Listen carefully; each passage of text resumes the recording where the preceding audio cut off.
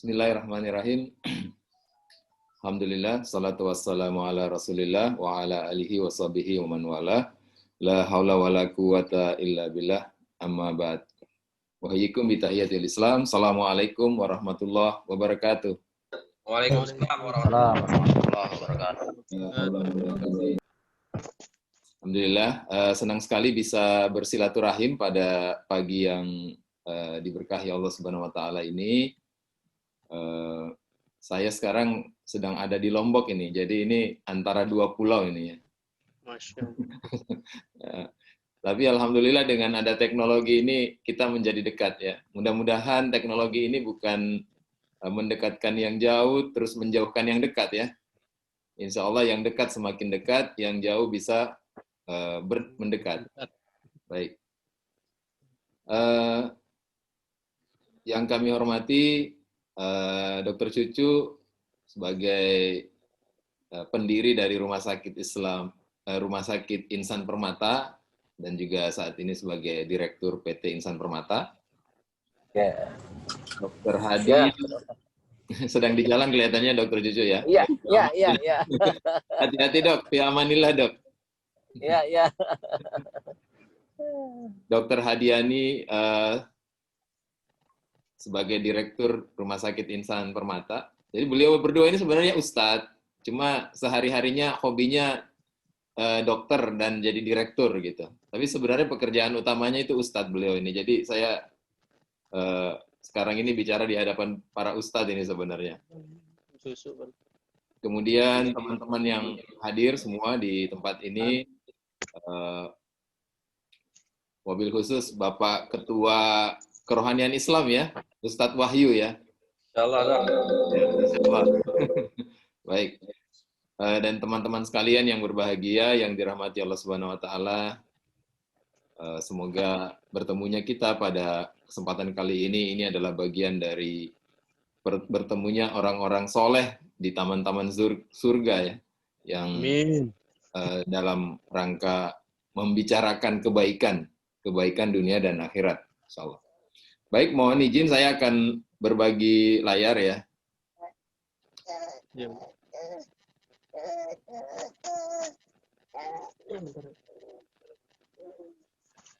Apakah sudah bisa terlihat layarnya?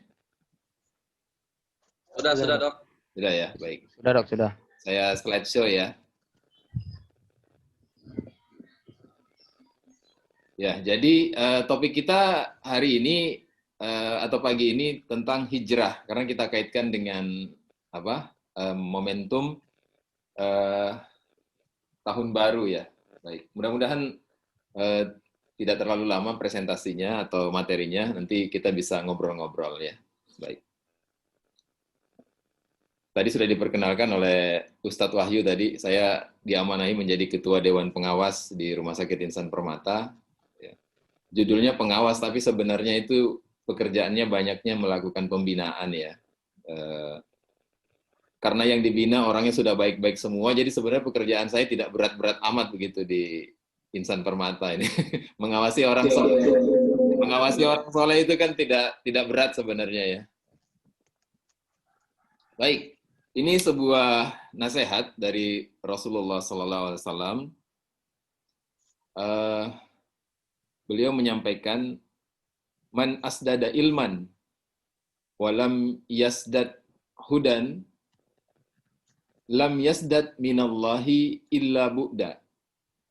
Barang siapa yang bertambah ilmunya akan tetapi tidak bertambah hidayahnya atau amalannya, maka dia hanya akan bertambah jauh dari rahmat Allah Subhanahu wa taala.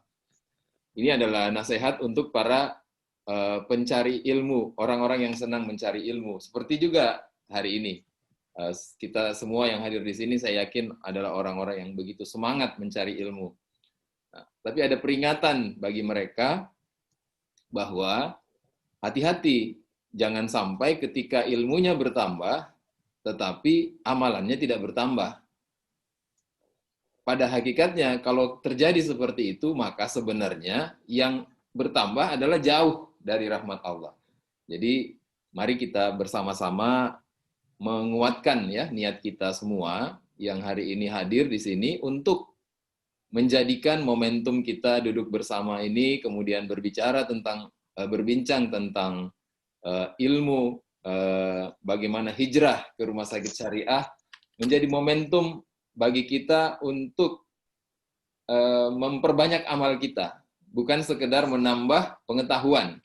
Ya, tapi ujungnya ini adalah kita ingin menambah amalan kita, sehingga dengan begitu kita akan bertambah dekat dengan Allah Subhanahu wa taala gitu. Ini sekali lagi nasihat dari Rasulullah SAW untuk kita semua, wabil khusus mereka yang gemar menuntut ilmu, begitu ya. Ini sedikit ada pembahasan ya dari Imam As-Samarqandi, atau lengkapnya Imam Abu Laits As-Samarqandi, dalam kitabnya Tanbihul Ghafilin, atau kalau diterjemahkan itu peringatan bagi orang-orang yang lalai. Ya, itu judul kitabnya. Beliau menyampaikan ada 5 faktor penyebab mengapa ilmu itu tidak kemudian menjadi amal yang membawa kedekatan kita dengan Allah Subhanahu wa taala. Ya. Yang pertama adalah Allah setiap hari itu memberi nikmat kepada kita. Dalam setiap tarikan nafas kita ini, itu ada nikmat yang diberikan Allah di sana. Tetapi kamu tidak pandai bersyukur, gitu. Begitu katanya. Ya. Jadi kalau kita bicara tarikan nafas hari ini, maka penyakit COVID itu yang diserangkan ini ya, saluran nafas ya. Itu luar biasa. Barulah terasa ketika ada orang yang dicabut kenikmatan bernafasnya, tidak semua, tapi sebagian, gitu, ditarik kenikmatan itu, dikurangi, dan dia merasa ternyata tarikan nafas itu adalah nikmat. Dan ketika kita tidak pandai bersyukur, maka itu salah satu penyebabnya ilmu itu tidak berbuah menjadi amal. Jadi mari kita senantiasa memperbanyak syukur kita kehadirat Allah Subhanahu wa taala atas begitu banyak nikmat yang diberikan pada kita. Yang kedua, setiap kamu berbuat suatu dosa, katanya beliau, kamu tidak bersegera untuk memohon ampun kepada Allah Subhanahu wa taala.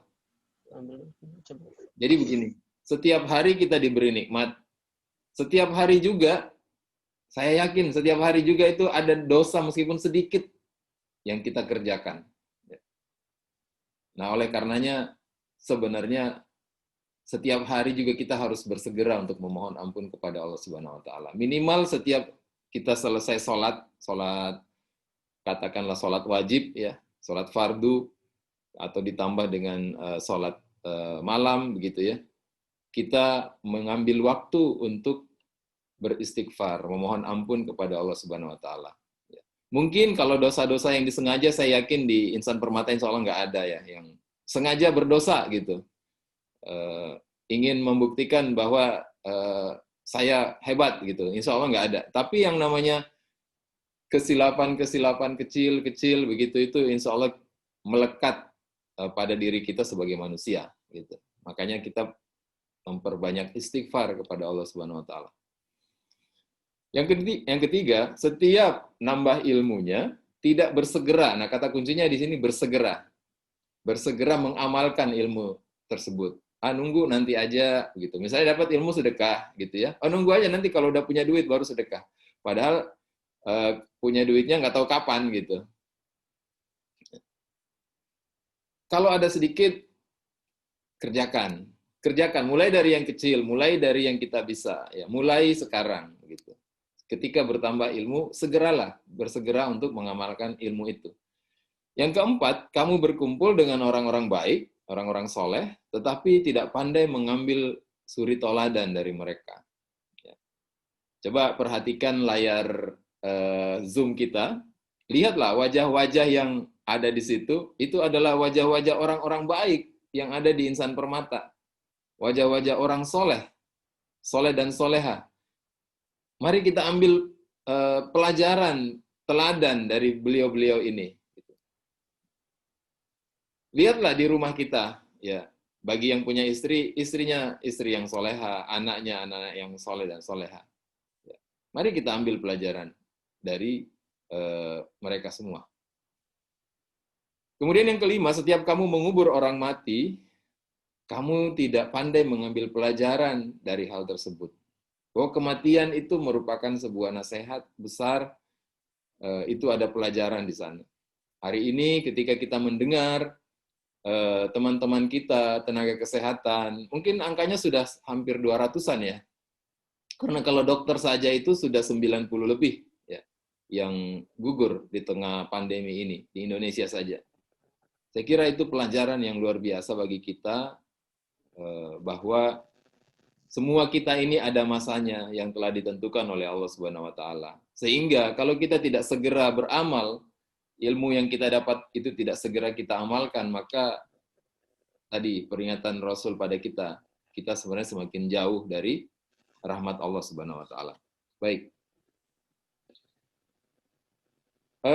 Kalau kita bicara tentang hijrah ya, teman-teman semua yang dirahmati Allah Subhanahu wa taala, maka kita akan terbayang bagaimana kondisinya dulu Rasulullah dan para sahabat ketika turun perintah untuk hijrah dari Mekah ke Madinah.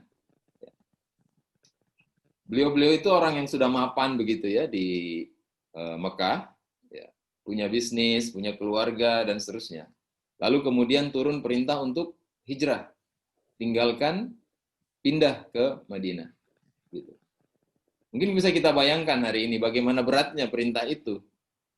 Ya, meninggalkan semua yang sudah dibangun selama ini, bisnis, relasi, dan segalanya yang sudah dibangun, kampung halaman gitu ya, ditinggalkan. Itu luar biasa. Ya, kita kadang-kadang dipindah tempat kerja dari satu bagian ke bagian yang lain aja berat ya. Atau mungkin diminta pindah dari satu kota ke kota yang lain untuk kerja, itu bukan sesuatu yang mudah gitu ya. Pindahnya ini dalam konteks tidak tahu kapan baliknya gitu. Waktu itu ya. Makanya kemudian Rasulullah ya diberi motivasi begitu ya. Diberi motivasi oleh Allah Subhanahu wa taala dalam surah Al-Isra ayat 80 itu. Ya. Ini beliau diminta untuk mengatakan ya, Kul Rabbi adkhilni mudkhala sidqin wa ahrijni mukhraja sidqin waj'al li min ladunka sultanan nasira. Jadi beliau didorong begitu ya untuk, ini sebenarnya doa kan ya. Ya Tuhanku, masukkanlah aku secara masuk yang benar, dan keluarkanlah aku secara keluar yang benar, dan berikanlah kepadaku dari sisi Engkau kekuasaan yang menolong. Ya, jadi keluarnya benar, artinya dia keluar dari satu kondisi yang saat ini dialami, ya, keluar dengan benar, dan masuk ke sebuah kondisi baru yang akan dituju juga dengan benar. Ya. Jadi keluar dan masuknya itu perlu perlu diyakinkan dengan cara yang benar. Dan beliau bermohon bahwa berikanlah pada kami kekuasaan ya yang menolong. Jadi kekuasaan itu kan identik dengan kekuatan ya. Maka ini yang menjadi motivasi ya begitu. Ya. Begitu juga di surah Al-Qasas ayat 85 ya. Di situ kira-kira Allah Subhanahu wa taala gitu memberikan motivasi gitu. Bahwa sesungguhnya yang mewajibkan atasmu melaksanakan hukum-hukum Al-Qur'an benar-benar akan mengembalikan kamu ke tempat kembali. Katakanlah, Tuhanku mengetahui orang yang membawa petunjuk dan orang yang dalam kesesatan yang nyata. Jadi di sini Pak ulama ada yang menafsirkan bahwa ini adalah penguatan ya dari Allah Subhanahu wa taala kepada Rasulullah ya, dan para sahabat, bahwa apa yang kamu tinggalkan hari ini nanti akan kamu dapatkan kembali dengan kondisi yang lebih baik, dan itu terbukti kan setelah kemudian terjadilah penaklukan terhadap kota Mekah. Fathul Mekah.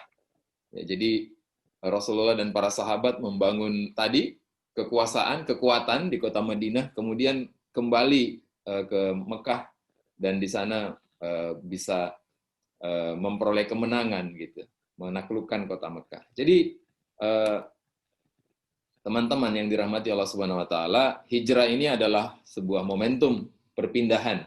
Ya, berpindah menjadi lebih baik, dan sesuatu yang kita tinggalkan pasti akan kita dapatkan kembali dengan kondisi yang lebih baik dari sebelumnya. Ya. Mungkin nanti ketika kita akan melaksanakan prinsip-prinsip syariah dalam rumah sakit kita ini, kita akan meninggalkan beberapa hal yang dulu, yang sebelumnya buat kita ini sesuatu yang nyaman, yang kita nilai ini membawa sebuah keuntungan bagi kita. Lalu kita meninggalkan itu. Dan belum tahu kalau kita meninggalkan itu kira-kira kita akan dapat keuntungan lagi atau tidak gitu. Tapi yakinlah bahwa janji Allah sebagaimana yang disampaikan ya, dipesankan, diberikan kepada Rasulullah dan para sahabat waktu itu, bahwa apa yang kita tinggalkan itu akan didapatkan kembali dengan kondisi yang lebih baik. Dari sini kita mungkin bisa membaca juga ya bahwa ada rasa berat, ada rasa sedih dan seterusnya begitu ya ketika ada perintah hijrah itu. Saya kira itu hal yang manusiawi ya. Para sahabat itu juga adalah manusia-manusia seperti kita. Ya. Nah, jadi hari ini pertanyaannya hendak kemana kita berhijrah? Ya. Kalau berhijrah tadi itu perpindahan dalam makna berpindah ya dari satu kondisi ke kondisi yang lain. Ya, itu makna hakikinya. Kalau dulu zamannya para sahabat berpindah dari satu lokasi ke lokasi yang lain gitu, dari Mekah ke Madinah gitu. Nah, inilah arahnya ya, hendak kemana kita berhijrah. Di surah Al-Jathiyah ayat 18. Bismillahirrahmanirrahim. Tsumma ja'alnaka 'ala syari'atin minal amri fattabi'ha wa la tattabi' ahwa alladziina la ya'lamun. Ya. Kemudian kami jadikan kamu berada di atas syariat atau peraturan dari urusan agama itu. Maka ikutilah syariat itu dan janganlah kamu ikuti hawa nafsu orang-orang yang tidak mengetahui. Jadi kita, teman-teman sekalian, insya Allah kita menguatkan niat kita, saling menguatkan. Kita akan berhijrah untuk menjalani kehidupan kita di atas jalan syariah. Jalan yang sudah digariskan oleh Allah Subhanahu wa taala dan diberikan contohnya oleh Rasulullah lewat sunnah-sunnah beliau. Ya. Dan kita dalam perjalanan ini ada pesan di ujung surah Al-Jathiyah itu ayat 18. Ya. Janganlah kamu ikuti hawa nafsu orang-orang yang tidak mengetahui. Pasti nanti kita akan mendapatkan komentar. Ya. Pasti akan ada komentar dan seterusnya ya. Komentar itu mungkin akan terasa tidak nyaman bagi kita, tapi yakinlah sepanjang kita menjaga niat baik kita, komentar-komentar itu sesungguhnya tidak begitu bermakna, ya. Dan bisa jadi komentar itu muncul sebagai perwujudan hawa nafsu ya dari orang-orang yang tidak mengetahui. Orang-orang yang tidak tahu lalu kemudian memberikan komentar-komentarnya. Dan kita perlu untuk menyiapkan diri bahwa yang namanya perjalanan menegakkan syariah ini, ya menegakkan dalam diri kita, di lingkungan kita, dan kemudian di negara kita gitu ya, itu pasti akan ada tantangan-tantangannya. Baik, ini ada satu tayangan ya, sekitar 8 menit ya.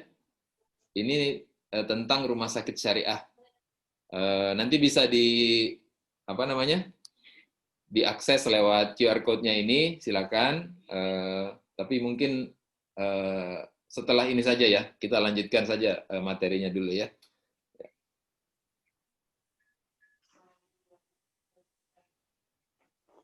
Ya, jadi saya sekarang masuk ke menjelaskan tentang apa itu sertifikasi rumah sakit syariah, gitu ya.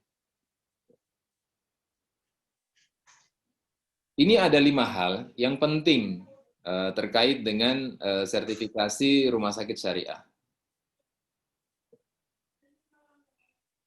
Yang pertama, sertifikasi rumah sakit syariah ini adalah standarisasi pelayanan Islami di rumah sakit yang dinilai oleh Dewan Syariah Nasional Majelis Ulama Indonesia. Jadi ini adalah standar, ya, bukan klaim pribadi atau klaim satu golongan saja, tapi ini adalah sebuah standar yang secara resmi itu dijalankan di bawah otoritas dari Dewan Syariah Nasional Majelis Ulama Indonesia. Yang kedua, sertifikasi rumah sakit syariah ini tidak eksklusif untuk rumah sakit Islam. Bahkan dia inklusif untuk seluruh rumah sakit, termasuk rumah sakit milik pemerintah. Jadi sudah cukup banyak juga, sudah ada 4 yang sudah dapat, yang berproses ada lebih dari 7 itu ya, yang berproses untuk mendapatkan sertifikasi ini dari rumah sakit pemerintah. Jadi ini bukan hanya untuk rumah sakit Islam, tapi juga untuk semua rumah sakit yang termasuk juga rumah sakit milik pemerintah. Jadi bukan hanya untuk rumah sakit yang ada label Islamnya, gitu. Termasuk kita, Rumah Sakit Insan Permata kan tidak mencantumkan rumah sakit Islam, tapi kita punya semangat untuk menerapkan prinsip-prinsip syariah ini di rumah sakit kita. Kemudian yang ketiga, sertifikasi rumah sakit syariah ini tetap menjaga mutu dan keselamatan pasien. Kenapa?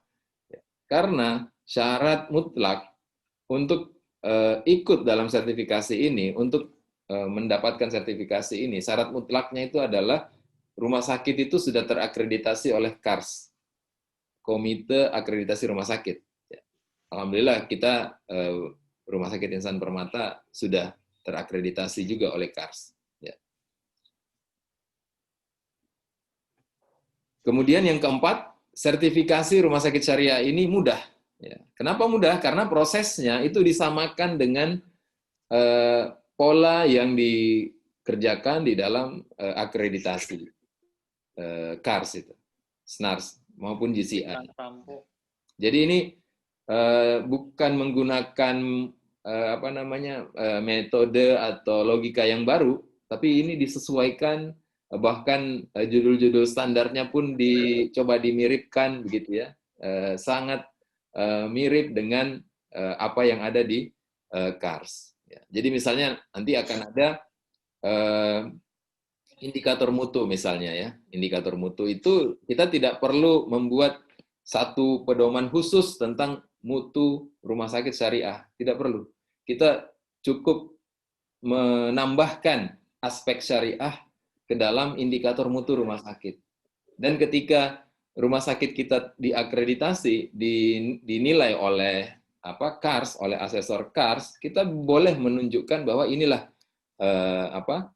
satu paket dalam rumah sakit kita standar mutunya, termasuk di dalamnya ada mutu syariah. Nanti saya akan uraikan sedikit tentang mutu syariah itu ya. Kemudian yang kelima, sertifikasi rumah sakit syariah ini adalah berkah, ya, rahmat untuk seluruh umat. Bukan hanya untuk umat Islam, untuk umat-umat yang lain pun bisa. Ini menjadi rahmatan lil alamin, gitu. Untuk Indonesia, untuk seluruh dunia. Kalau kita pelajari elemen-elemen penilaiannya, maka kita akan temukan pesan yang sangat kuat dalam sertifikasi rumah sakit syariah ini, bahwa ini sesuatu yang universal. Bahwa manfaatnya ini bisa dirasakan oleh semua umat manusia. Adapun standar-standar yang sifatnya ke ibadah mahdoh begitu ya, yaitu kita memang hanya fokuskan pada mereka yang beragama Islam, yang terkait dengan itu. Jadi ini 5 hal penting tentang sertifikasi rumah sakit syariah. Saya kira akan banyak itu pertanyaan yang bisa dijawab kembali ke 5 hal ini. Ya, ini slide berikutnya. Jadi kita mulai ya dari Mukisi. Ya. Mukisi ini siapa? Ya. Jadi Mukisi itu tadi Ustadz Wahyu sempat menyampaikan Mukisi itu apa? Jadi Mukisi itu Majelis Upaya Kesehatan Islam seluruh Indonesia. Mukisi ini sudah berusia 26 tahun. Ya. Ulang tahunnya itu setiap tanggal 1 Oktober. Jadi dulu didirikannya 1 Oktober 94. Ya. Dia beranggotakan institusi dan lembaga pelayanan kesehatan serta lembaga pendidikan kesehatan. Ya. Nah, bersama dengan ini ya, Imani ya, dan Foki, itu Mukisi membentuk IIMA namanya. Imani ini adalah organisasi yang menghimpun profesional kesehatan Muslim di Indonesia. Ya. Jadi ada banyak segmen profesi yang ada di kesehatan dan ini semua berhimpun di dalam Imani yang Muslimnya. Ya, bukan hanya dokter, perawat, bidan, apoteker dan seterusnya, gitu ya. Nah ini Imani. Kemudian Foki ini adalah organisasi yang menghimpun fakultas kedokteran Muslim ya, yang ada di Indonesia. Nah, sehingga IIMA ini atau disebutnya Indonesian Islamic Medical Association ini menjadi payung bagi ketiga organisasi ini. Ya. Saya ulangi tadi kepanjangannya ya. Mukisi itu Majelis Upaya Kesehatan Islam seluruh Indonesia. Dia menghimpun klinik, rumah sakit, kemudian apotek, kemudian sekolah kesehatan, gitu ya. Kemudian Imani ini kalau atau bahasa Indonesianya Prokami ya disebutnya ya, Perhimpunan Profesi Kesehatan Muslim Indonesia. Kalau Imani itu Indonesian Islamic Medical Association Network of Indonesia. Kemudian Foki ini Forum Kedokteran Islam. Nah, kemudian ini jadilah IIMA. Nah, IIMA ini merupakan member dari FIMA. FIMA itu Federation Islamic Medical Association, organisasi dunia ya, yang menghimpun semua organisasi-organisasi kesehatan di setiap negara berhimpun di FIMA. Ya. Nah, anggota Mukisi saat ini sudah lebih dari ada 500 institusi, ya, datanya terus diperbarui di 20 provinsi, ya. Masih kurang 14 ya provinsi yang masih belum ada, insya Allah segera menyusul. Nah, grand issue untuk pengurus 2016 sampai 2021 yang sekarang sedang menjalankan masa baktinya, gitu ya. Di mana tadi diperkenalkan juga saya menjadi sekjen di pusat, ketuanya ada Dr. Masyudi, beliau domisilinya di Semarang. Ya, ini grand issue-nya adalah bangkitkan rumah sakit syariah di Nusantara. Ya, nah. Sejak 2018, Mukisi menyelenggarakan acara secara rutin ya, jadi sudah 3 kali, ya, 2018 sampai 2020 ya ini kemarin, ada acara yang cukup besar yang khusus membahas tentang rumah sakit syariah ini.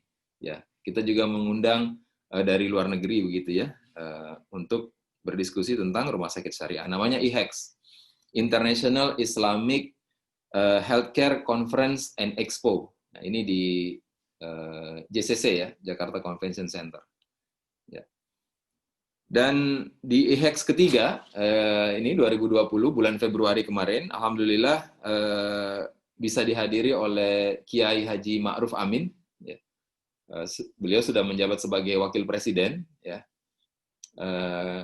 Dan beliau berkenan memberikan penghargaan ya kepada 4 kepala daerah, pemerintah daerah ya sebagai pelopor rumah sakit syariah di daerah masing-masing. Ya. 4 kepala daerah itu mendorong rumah sakit umum daerahnya untuk disertifikasi syariah. Ya. 4 kepala daerah itu adalah Gubernur Aceh, Wali Kota Banda Aceh, Wali Kota Tangerang, kemudian Bupati Hulu Sungai Selatan di Kalimantan Selatan. Ya. Kiai Haji Ma'ruf Amin ini menjadi tokoh yang sangat penting dalam sertifikasi rumah sakit syariah ini, karena beliau juga lah yang saat menjabat sebelum menjabat wakil presiden, ya, kita berproses dengan Dewan Syariah Nasional (MUI). Ya, beliau yang memberikan support yang sangat kuat pada kita semua. Jadi perjalanan rumah sakit syariah ini dimulai dari tahun 2009 sebenarnya. Sudah cukup lama. Ya. Dari 2009, saat itu bulan Maret, ya, Februari-Maret, 26 Februari sampai 1 Maret, ada Rakernas Mukisi di Jawa Timur, ya, di Malang.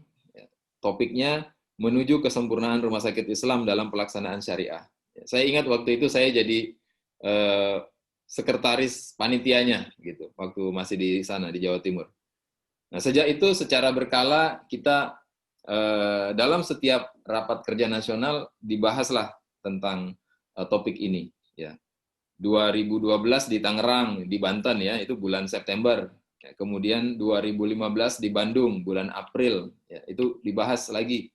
Ya, waktu di Banten itu kita mengangkat topik tentang meningkatkan mutu melalui standarisasi pelayanan Islami dan keselamatan pasien. Nah, jadi mulai bicara standar. Kemudian 2015 di Bandung kita mulai mengkaitkan rumah sakit syariah ini dengan akreditasi. Ya, dan saat itu isu JKN masih cukup hangat, kita mengkaitkan dengan dua hal tersebut, akreditasi dan JKN. Nah, setelah itu kita intens, ya, berkomunikasi ke stakeholder kesehatan di Indonesia, ya, termasuk Kementerian Kesehatan, Persi, kemudian KARS, gitu, ya. Salah satu hasilnya adalah awal kita mencantumkan akreditasi rumah sakit syariah, begitu. Tapi kemudian setelah dapat masukan-masukan dan kita anggap itu masukan yang sangat baik, ya, kita merubah menjadi sertifikasi rumah sakit syariah. Jadi alhamdulillah di bulan Juli 2015 hadirlah satu standar buku, ya, buku dalam itu jadi versi pertama, ya, 1436 Hijriah, ya.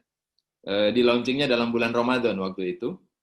Kemudian standar versi pertama tadi ini diuji cobakan di anggota Mukisi, ada pilot project di 2 rumah sakit, yaitu Rumah Sakit Sultan Agung, Rumah Sakit Sultan Agung Semarang, Rumah Sakit Islam Sultan Agung Semarang.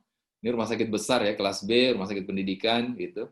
Dan Rumah Sakit Nur Hidayah di Bantul, ya, rumah sakit kelas D, ya, di Bantul. Jadi ada yang besar dan ada yang rumah sakitnya yang kecil, gitu, ya. Kita implementasikan di situ. Alhamdulillah berhasil, ya. Dan di bulan Agustus 2015 saat ada kegiatan internasional FIMA di Makassar waktu itu, kita memberikan sertifikat itu secara internal, ya, ke 2 rumah sakit tersebut sebagai pilot project. Sertifikatnya waktu itu dari Mukisi. Ya. Nah, sejak itu kemudian dimulailah perjalanan yang lebih intens dengan Dewan Syariah Nasional MUI, gitu. Nah, kenapa Dewan Syariah Nasional MUI? Ya, kita intens ke sana karena di Indonesia, ya, DSN MUI ini adalah lembaga di bawah Majelis Ulama Indonesia, di bawah MUI, ya, yang resmi dibentuk oleh MUI untuk melakukan fungsi-fungsi ini, ya, terkait dengan kehalalan, ya, halal, sertifikasi, dan seterusnya, menetapkan fatwa, dan seterusnya. Ini banyak fungsinya. Salah satunya menerbitkan sertifikat kesesuaian syariah, ya, termasuk menyelenggarakan program sertifikasi keahlian, dan seterusnya. Gitu. Jadi ini kita anggap sebagai, ya, inilah institusi yang sangat erat, sangat dekat kaitannya kalau kita ingin membawa apa yang sudah dibangun di Mukisi ini ke publik, ke lebih banyak lagi orang, gitu, ya, kira-kira. Dan ternyata alhamdulillah sambutannya sangat baik, sangat luar biasa. ini dibahas berkali-kali ya, sampai puluhan kali. Jadi kami secara pribadi itu mengalami betul bagaimana memproses sebuah fatwa di Majelis Ulama itu bukan sesuatu yang mudah gitu ya. Artinya dipertimbangkan betul dari beragam sisi, didengarkan banyak pihak sebelum kemudian keluarlah fatwa begitu ya. Dan alhamdulillah Oktober 2016 ada keluar fatwa DSN MUI itu nomor 107 tahun 2016 tentang pedoman penyelenggaraan rumah sakit berdasarkan prinsip syariah, ditandatangani oleh Kiai Haji Ma'ruf Amin waktu itu, dan beliau menyampaikan ini adalah fatwa pertama di dunia gitu tentang rumah sakit syariah. Belum ada di tempat-tempat yang lain yang seperti ini. Ini fatwa yang nanti bisa di googling ya, bisa dicari ya, ada di itu di Google, di googling. Ini fatwa yang sangat komprehensif, sangat lengkap, mencakup semua aspek di rumah sakit. Ya, tentu saja ya tidak sampai detail-detail ya, karena kalau sampai detail-detail itu nanti jadinya terlalu panjang, dan memang sengaja dibuat seperti itu fatwanya, komprehensif, ada ketentuan-ketentuannya ya, ketentuan hukum, ketentuan akad, pelayanan, kemudian obat, termasuk dana yang dikelola di rumah sakit syariah. Sumbernya dan pengelolaannya bagaimana, itu ada ketentuannya ya. Nah, kemudian yang detail-detailnya tadi itu dibuat di dalam standar ya. Nah, standar ini juga yang menetapkan Dewan Syariah Nasional ya. Lalu kemudian dibuatlah MOU antara Dewan Syariah Nasional MUI dengan Mukisi. Nah, di sini MOU-nya berisi tentang peran dari masing-masing institusi ini dalam sertifikasi rumah sakit syariah. Jadi Mukisi berperan menyiapkan rumah sakitnya, mendampingi, menyiapkan, ya termasuk kami juga memberikan masukan terkait dengan standar-standarnya, begitu ya, untuk diupdate dan seterusnya. Ya.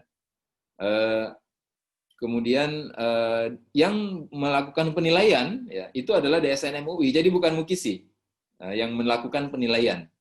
Ya. Ada kerjasama saja. Mukisi menyiapkan, membimbing, gitu ya. Kemudian setelah siap diberi rekomendasi untuk dinilai oleh DSN MUI. Jadi antara yang menyiapkan dengan yang menilai itu dua lembaga yang berbeda.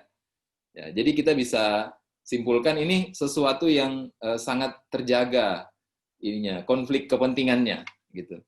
Ya. Baik. Nah, saya ke ini sudah mau selesai nih ya. Jadi ini standar sertifikasi yang ada di rumah sakit syariah. Sekarang itu di versi 1441. Jadi sebelumnya ada, tadi saya sebutkan ada standar 1436, ada standar 1438, dan ada standar 1441. Ya. Nah, semua standar ini ya tetap sesuai atau berdasarkan maqasidus syariah. Ya, yang disampaikan oleh Imam Asy-Syatibi, bahwa syariah itu hadir untuk menjaga 5 hal. 5 hal itu tidak boleh bertukar tempatnya karena terkait dengan prioritas. Yang pertama, syariah itu hadir untuk menjaga agama. Hifdzuddin yang pertama. Yang kedua, dia hadir untuk menjaga jiwa. Hifdzun nafas. Menjaga jiwa. Yang ketiga, dia hadir untuk menjaga akal, hifdzul akal. Yang keempat, dia hadir, syariah itu hadir untuk menjaga keturunan, hifdzun nasal.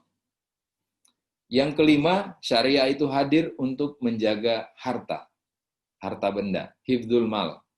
Ya. Ketika kita sebagai seorang muslim memegang logika ini, maka pertimbangan-pertimbangan kita dalam membuat keputusan terhadap sebuah kondisi insya Allah akan terjaga dengan baik.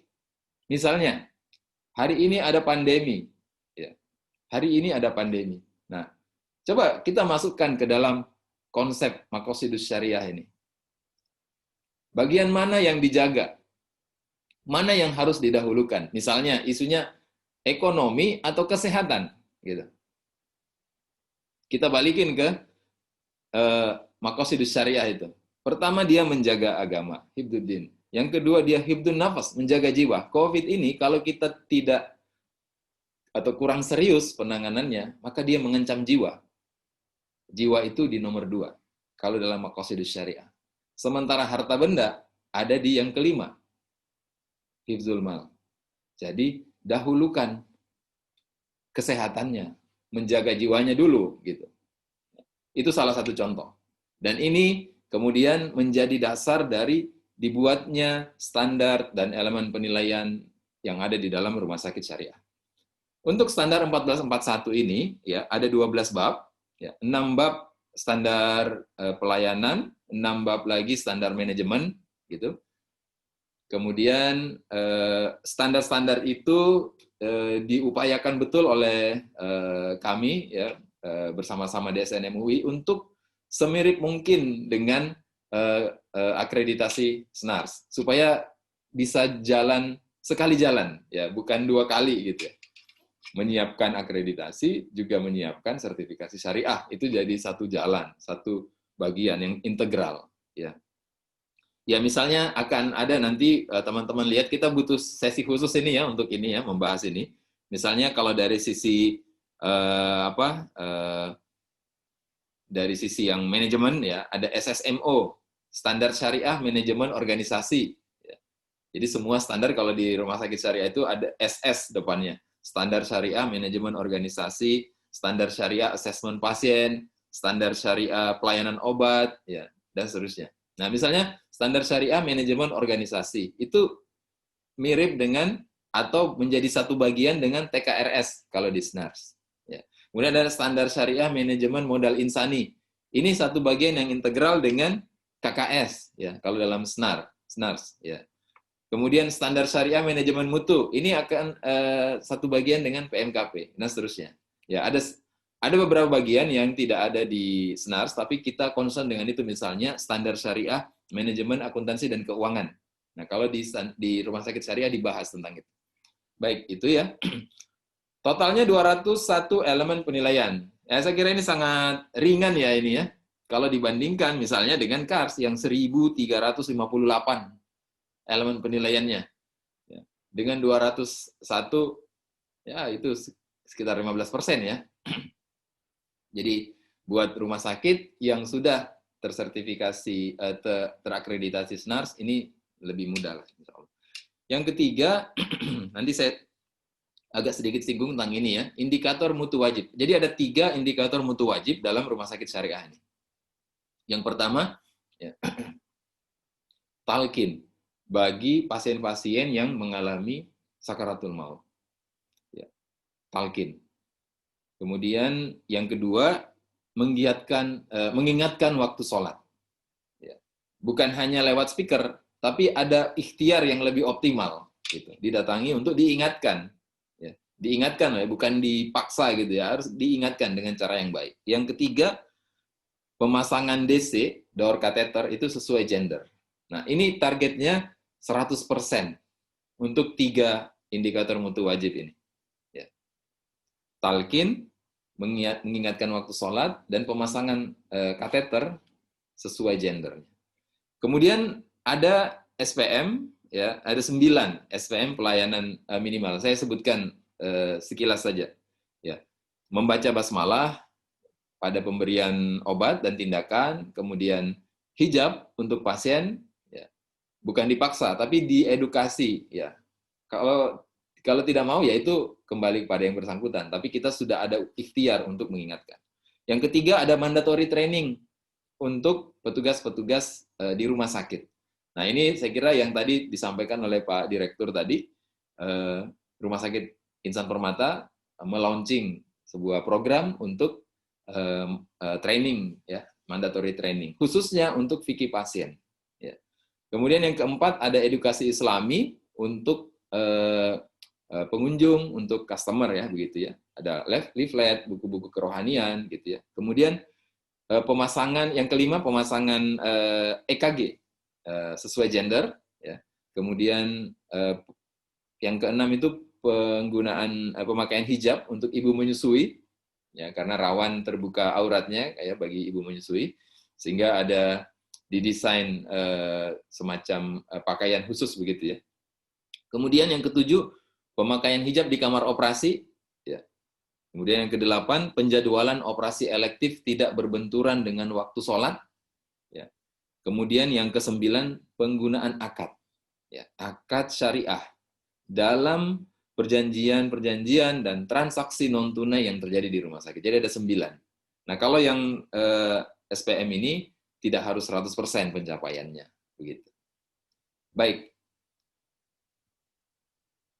Nah, ini slide terakhir, teman-teman yang dirahmati Allah Subhanahu wa Ta'ala. Jadi, targetnya dari Mukisi ya, ini semangatnya di Mukisi itu adalah 2020 ada 100 rumah sakit syariah. Insya Allah kita satu di antaranya. Ya. Rumah sakit Insan Permata menjadi salah satu di antaranya. Nah, Bismillah, kita mulai hijrahnya. Ya. Kita mulai hijrahnya, lalu kalau ditanya sampai kapan hijrahnya? Ini perjalanan yang tidak ada ujungnya. Hingga Allah Subhanahu wa Ta'ala memanggil kita untuk kembali kepadanya. Dan saat kita kembali kepadanya, kita bisa menyampaikan bahwa, ya Allah, kami sudah berikhtiar untuk terus berhijrah, memperbaiki diri, adapun kami sampai di mana, itu berpulang pada rahmat, pada ridho yang diberikan Allah Subhanahu wa Ta'ala pada kita. Jadi kita berusaha untuk menjaga semangat ini, menjaga niatan kita semua. Jadi bismillah, kita mulai hijrahnya. Wallahu a'lam bishawab. Assalamualaikum warahmatullahi wabarakatuh. Waalaikumsalam warahmatullahi wabarakatuh.